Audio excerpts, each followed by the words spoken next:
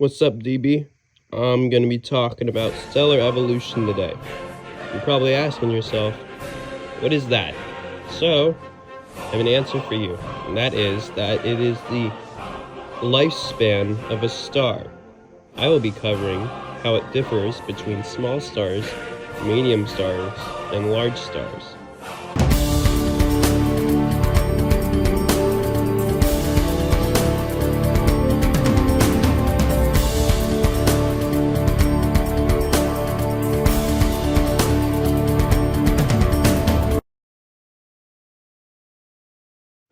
So let's start off with some crazy facts about small stars. Number one, small stars actually last the longest out of all the stars. Why is this? It's because they burn fuel the most slowly. Now that's important because bigger stars burn fuel so much more fast because they require so much more fuel to remain stable. And then they explode and they become a bunch of other things. But we're focusing on small stars. They can last up to several billion years. So, where did this guy come from? Let me tell you.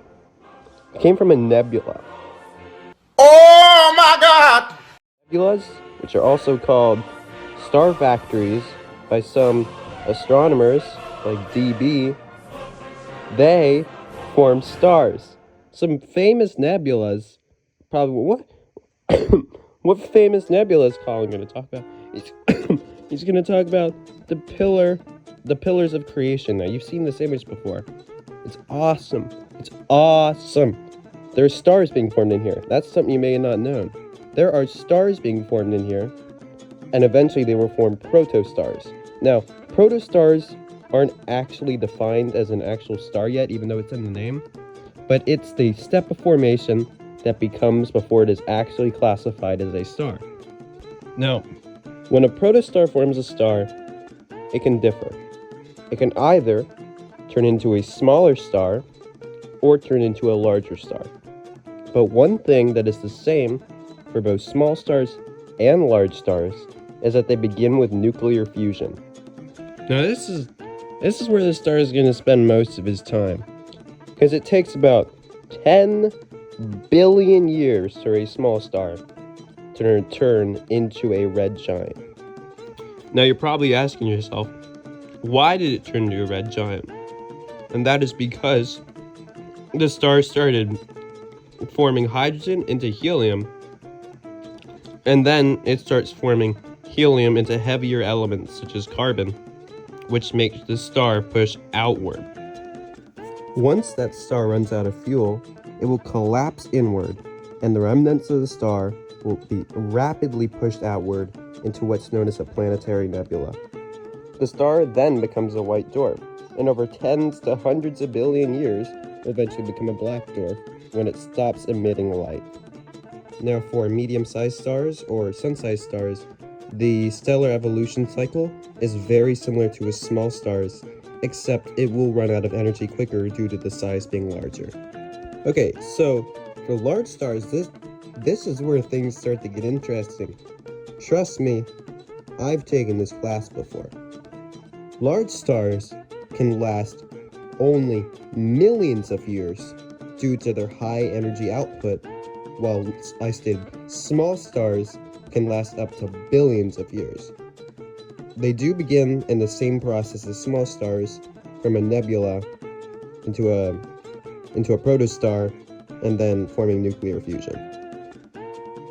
A large star, once exhausting its hydrogen fuel, will eventually evolve off the main sequence as well and become a red supergiant.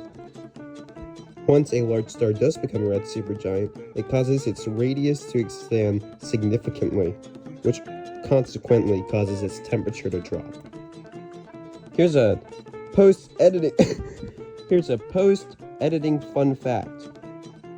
Red supergiants can begin forming iron in their cores. Red supergiants are on average 3 times larger than red giants. Once a red supergiant uses up all its fuel, it causes a significant gravitational collapse, which results in, you guessed it, all the star's mass ejecting outward. What's that called? No, it's not called a planetary nebula. You're wrong. It's called a supernova. It's so cool.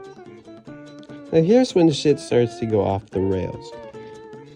During a supernova, a star will eject 75% of its mass into space. The remaining 25% can either turn into what's known as a neutron star or a black hole. Neutron stars are formed when the remainder of the core collapses, and the star's size is 1.4 to 5 times the size of our sun. The gravity in the core of the neutron star is so powerful that most positively charged protons and negatively charged electrons become uncharged neutrons. Neutron stars do not produce any heat, and they spin super fast but gradually slow over time. Black holes form when the remainder of the star collapses and they are more than 5 times the size of our sun. Black holes' gravity is so powerful that not even light can escape. They can be the size of a city to 22 million times the mass of our sun. Brown dwarfs are substellar objects which are not massive enough to undergo nuclear fusion in their cores, unlike normal stars. Their mass is larger than the largest gas giant but smaller than the smaller star, about 13 to 80 times the mass of Jupiter. Okay, to recap, every star comes from a protostar, which comes from a nebula. Small stars turn into red giants, which then explode into planetary nebulas, then turn into white dwarfs, and then turn into black dwarfs when they stop emitting light. Large stars turn into red supergiants, which then explode into supernovas, and can either become neutron stars or black holes. Size, while it does matter in stellar evolution, is not the only thing that affects the amount of time that stars are alive. Temperature also affects this, as the hotter a star, the quicker it will burn its hydrogen fuel. The hottest stars are blue, followed by white, yellow, orange, and red.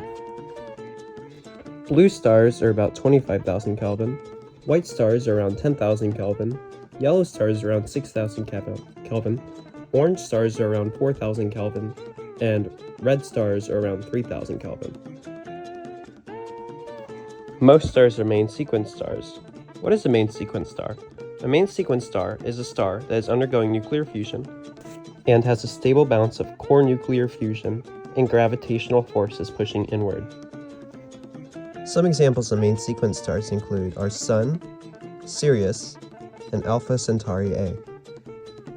Main sequence stars can vary in many factors including size, temperature, and brightness, but they are all doing the same thing, which is converting hydrogen into helium in their cores, and emitting a tremendous amount of energy. Main sequence stars lie in the formation of red stars being at the bottom right, blue stars being at the top left, supergiants being at the top right, and dwarf stars being at the bottom left, as they are mainly degenerate matter.